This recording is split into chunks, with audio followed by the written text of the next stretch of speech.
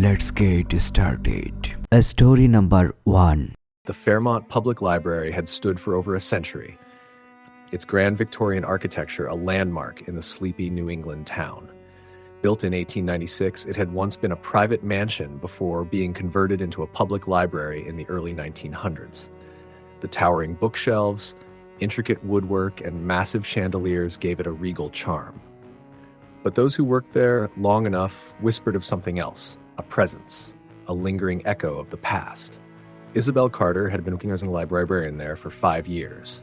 She had heard all the rumors, how books seemed to fall from the shelves on their own, how patrons sometimes heard whispers when no one else was around, how the lights on the second floor flickered even though the wiring had been replaced multiple times. She had always dismissed these stories as the natural creaks and groans of an old building. That was until the night she agreed to cover the closing shift alone.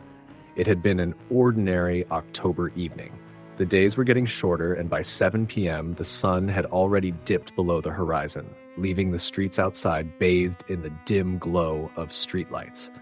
A storm had been brewing all day, and by the time Isabel started her closing duties, rain was pattering against the tall windows.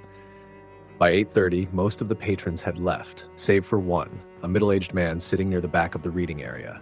He was hunched over a thick book, flipping through its pages with slow, deliberate movements. "Excuse me," Isabel said as she approached. "We're closing in a few minutes." The man didn't respond. She tried again, a little louder. "Sir, we're closing." Still, he didn't move. A chill ran through her. Something about the way he sat there, so still, so unresponsive, made her uneasy.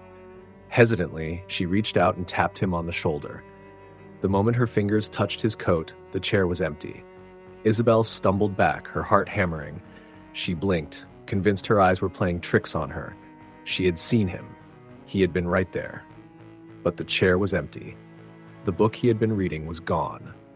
She forced herself to take a deep breath. "I'm just tired," she muttered under her breath. "It's been a long day." Trying to shake the lingering unease, she went about her final closing tasks.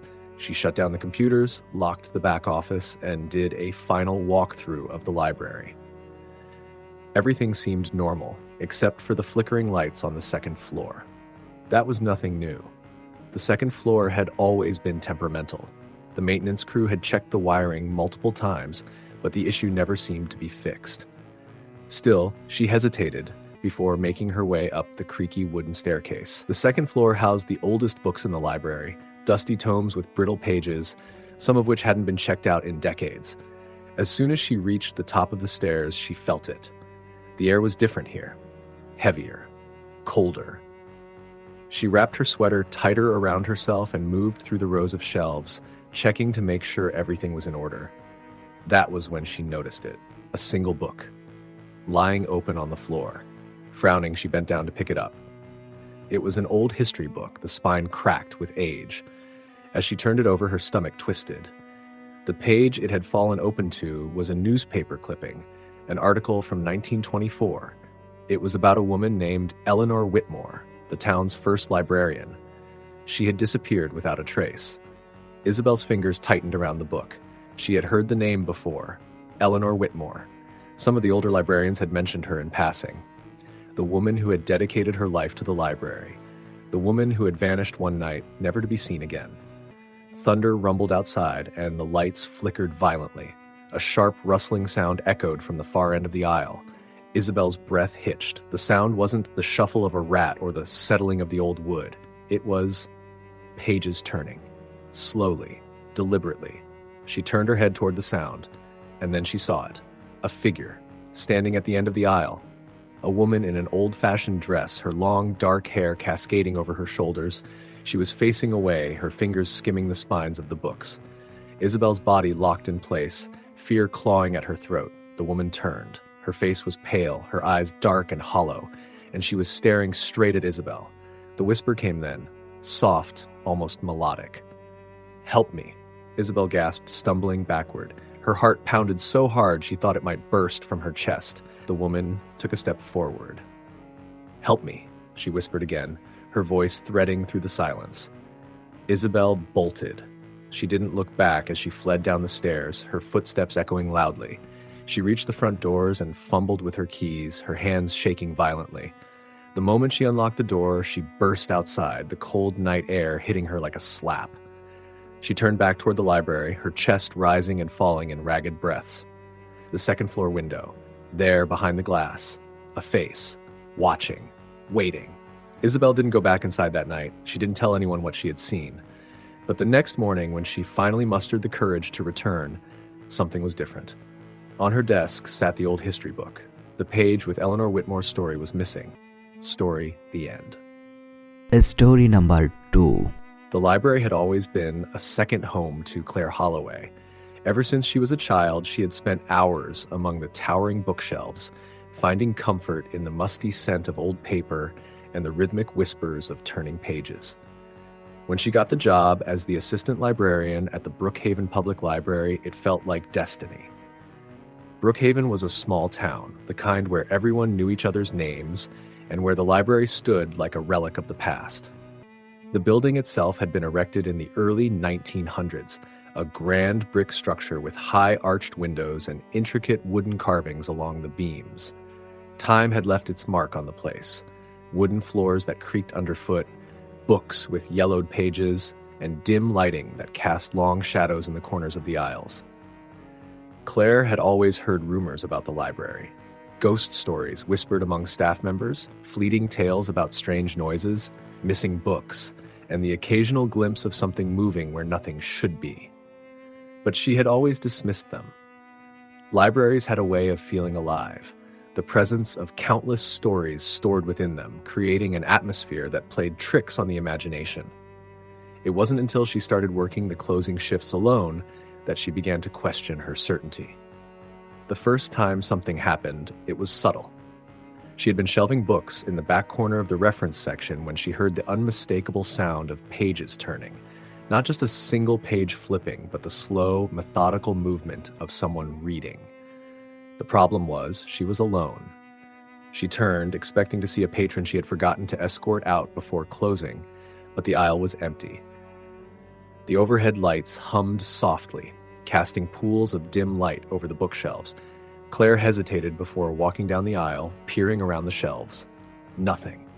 She shook her head, exhaling sharply. Long days made the mind play tricks, but then it happened again. This time it was the sound of footsteps. Faint, measured steps that seemed to follow her as she moved through the aisles. Every time she stopped to listen, they stopped too. She checked the security cameras later, expecting to see some logical explanation, perhaps a late patron who had slipped past her notice. But the footage showed nothing. No movement. No one but her. Claire told herself she was just being paranoid, that the old building was settling, that the sounds were coming from pipes or the wind outside. But deep down, she knew better. A week passed and the incidents grew worse. One evening, as she was sorting through returned books at the front desk, she heard a whisper. Not the rustling of books or the hum of the ventilation system. A voice. Soft. Close. It said her name. She froze, her fingers tightening around the spine of a book. The air around her seemed heavier, charged with something unseen. Slowly, she turned her head, scanning the empty room. No one was there. The whisper came again, this time from the direction of the basement. Claire had always hated the basement. It was the oldest part of the library, a narrow stone-walled storage space where forgotten books and old records gathered dust. The single flickering bulb barely lit the room, casting shifting shadows across the stone floor. Even during the day, it felt suffocating. But now, standing at the top of the stairs, hearing her name whispered from the darkness below, Claire felt Trude curl in her stomach. She wanted to leave, to lock up and pretend she hadn't heard anything. But some terrible curiosity pulled at her. She had to know. Step by step she descended. The air grew colder the deeper she went. A damp smell clung to the walls, the scent of old paper and something else, something stale, like rot. She reached the bottom and hesitated. The basement was silent. She let out a breath, shaking her head. Maybe she had imagined it after all. Then the light went out. The basement was plunged into absolute darkness. Claire gasped, heart hammering in her chest. She fumbled for her phone, her fingers shaking as she turned on the flashlight. The beam cut through the darkness, illuminating rows of forgotten bookshelves, and something standing at the far end of the room. Claire sucked in a sharp breath. At first, she thought it was a trick of the light, a shadow cast strangely against the old stone wall. But then it moved. The figure was tall and thin, almost skeletal, its form barely distinguishable from the darkness around it. But Claire could see its face, or what should have been a face. There were no features, just a smooth, pale expanse where eyes, a nose, and a mouth should have been, and it was watching her. The flashlight flickered. Claire took a step back. The thing took a step forward. A low whisper slithered through the air, though the figure had no mouth to speak. "Stay!" Claire bolted. She didn't care that she nearly tripped over the steps as she scrambled out of the basement. Didn't care that her breath came in ragged gasps as she threw herself through the library and toward the front door. She just ran. By the time she reached her car, she could barely get the keys into the ignition with how badly her hands were shaking. She didn't look back. She didn't stop until she was home, locking every door behind her, breathing in ragged gasps as she tried to process what she had seen. She didn't go back to work the next day, or the day after that. She told herself it had been exhaustion, stress, and overactive imagination, but she knew the truth. She never set foot in that library again. Months later, she heard through a friend that the library had been temporarily closed. Something about a renovation project in the basement. The workers had found something down there, an old sealed-off section of the basement that no one had known about. Inside, they found books and papers dating back over a century, and they found a body, a skeleton curled in the corner as if it had died trying to claw its way out. No one could explain who it was or how long it had been there. But Claire knew.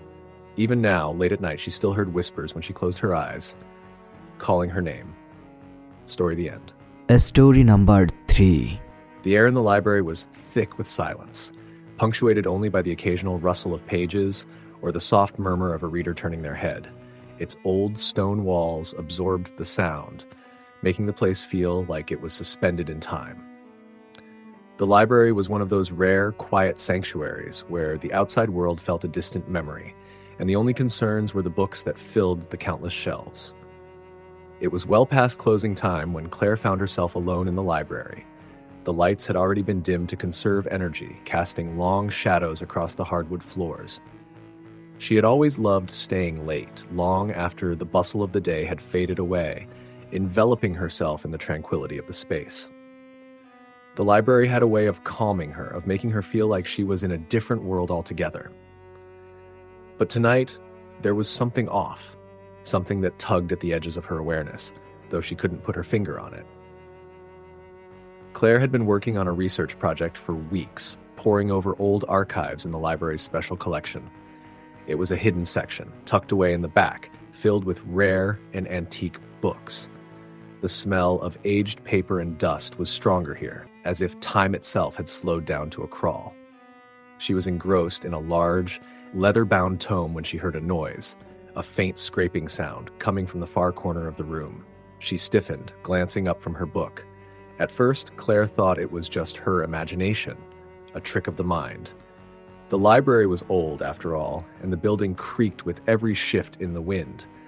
But then the sound came again, louder this time, like someone dragging something heavy across the floor. She hesitated, her heartbeat quickening as her eyes darted toward the corner. Nothing. She tried to dismiss the sensation as nerves, telling herself it was just the building settling. But deep down, she knew something wasn't quite right. There was an unnatural stillness in the air now, as if the library itself were holding its breath. Reluctantly, Claire stood up from her seat and walked toward the noise. The dim light from the overhead lamps cast eerie shadows, making the rows of books seem to stretch on forever. She reached the corner, but there was nothing there, just empty space and stacks of books. The sensation of being watched, though, was growing stronger. Claire swallowed hard, feeling the hairs on the back of her neck stand on end. She turned to walk back to her table, but that was when she saw it. A figure, half hidden in the shadows, standing near one of the shelves. The figure was indistinct at first, like a blur. Claire's heart skipped a beat, and her breath caught in her throat. She squinted, trying to make sense of it, but it was gone as quickly as it had appeared. She blinked, hoping it was just a trick of the light, but when she looked again, there was nothing. Her pulse raced now, her feet moving faster as she rushed back to her table, heart pounding in her chest. She told herself to calm down. It had to be her imagination. She had been working for hours, and her mind was just playing tricks on her. She sat back down, trying to refocus on her research. The eerie feeling lingered, though, hanging in the air like an invisible fog. Every creak of the floorboards, every flutter of pages, made her jump. The place felt heavier now, suffocating, as though the walls were closing in on her. She glanced over her shoulder, expecting to see something, anything, but there was nothing. The silence was oppressive, almost unbearable. The scraping sound returned, only this time it was closer. It was unmistakable now. Something was moving. Claire's breath hitched and her eyes darted around the room, scanning the shadows for any sign of movement. There, just beyond the row of bookshelves, she saw it again. A figure, this time more distinct, a shadowy shape that appeared to be hunched over something. It was tall, unnaturally tall, with long, slender limbs that seemed to stretch and twist in ways that defied reason. Claire's blood ran cold. She stood up, her legs trembling, but her body refused to move any further. She couldn't tear her eyes away from the figure. It slowly straightened, and Claire felt a chill run down her spine as its eyes, empty, hollow, turned toward her. The figure took a step forward, and that was all it took to break Claire from her trance. She bolted toward the nearest exit, her heart racing in her chest. The door was locked. Panic surged through her as she rattled the door handle, desperate to escape. But no matter how hard she tugged, it wouldn't budge. She was trapped.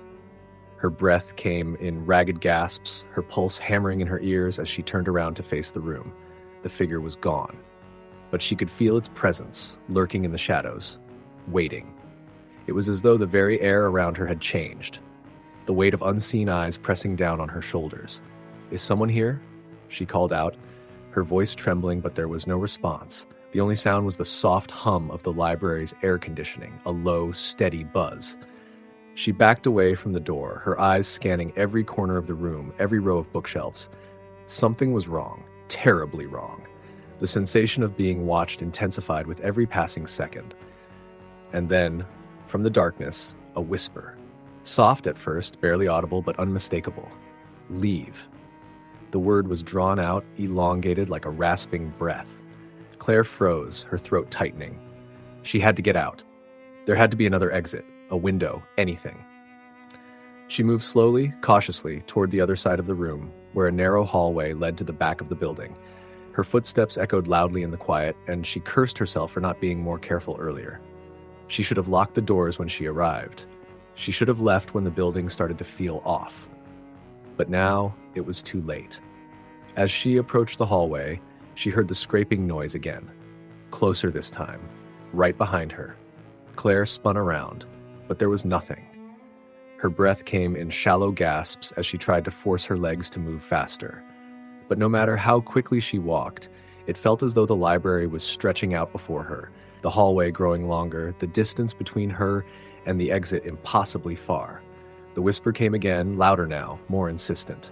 "Leave. Leave now." The words seemed to reverberate inside her head, and Claire stumbled, her heart hammering in her chest. She turned to look over her shoulder, and that's when she saw it. The figure, now standing at the far end of the hallway, its hollow eyes staring straight at her. She gasped, her pulse racing as she broke into a full sprint. Her mind was a whirlwind of fear and confusion, and she didn't know where she was going, only that she had to escape. The sound of footsteps echoed behind her, growing louder with each passing second. The figure was getting closer, and Claire's terror reached a fever pitch. She glanced back one more time, and that's when she saw it. The figure was no longer just a shadow. It was clear now. Its face, pale and gaunt, its mouth stretched into a twisted grin, and its eyes black, soulless. The hallway was narrowing. The walls seemed to close in on her, and the figure was right behind her, its breath hot against her neck. She reached the end of the hallway and found herself facing a wall. Panic flooded her chest as she turned around, but there was no escape. The figure had her cornered. And then, just as she was about to scream, the lights flickered and went out, plunging the room into darkness. There was no sound now, only the thumping of Claire's heart in her ears. She stumbled backward, her hands grasping at the wall, feeling her way in the dark. The cold, clammy air pressed against her skin, and she could feel the presence of the figure, though she couldn't see it. Suddenly, a cold hand touched her shoulder, sending a shock of ice through her veins. Claire screamed. The door to the library burst open with a loud bang. Claire's eyes snapped open. The lights were back on, the familiar warmth of the room flooding back to her senses. She was standing in the middle of the library, clutching the edge of a table, her breath coming in ragged gasps. She was alone. Her heart pounded in her chest, and she blinked rapidly, trying to make sense of what had just happened. She had been standing in the dark hallway, cornered by the figure, and now she was back in the main room, as if nothing had ever happened. But as her gaze wandered to the far corner of the room, her blood ran cold. The figure was there again, standing in the shadows, watching her. And this time, Claire knew there would be no escape. Story the end.